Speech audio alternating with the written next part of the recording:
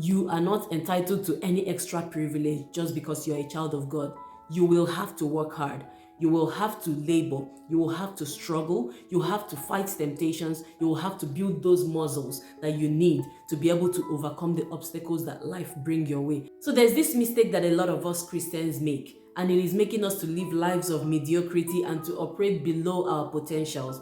And what is that mistake? Many of us think that just because God gave you an idea or the inspiration to do something, then everything is going to work out smoothly for you. And so we don't really do our best. We don't put in our best. We just believe that somehow God will miraculously make things to happen. But I want you to disabuse your mind from that myth, because that is what it is. It is a myth.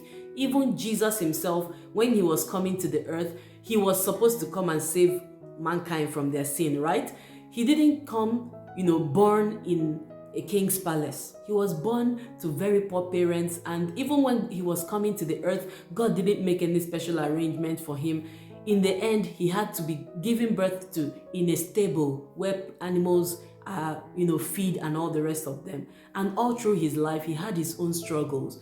And he had to fight temptations. He had to fight against, the systems of the world, religious system, the secular system, and even family issues. He had all those struggles to deal with, and at the end of it all, because he understood that he is not entitled to any shortcuts just because he's a son of God.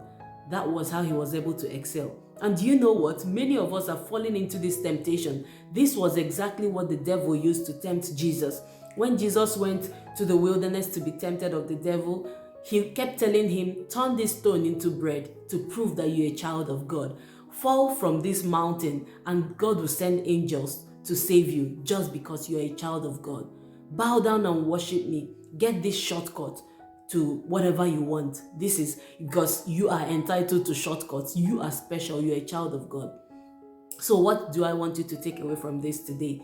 Understand that you are not entitled to any extra privilege just because you're a child of God. You will have to work hard.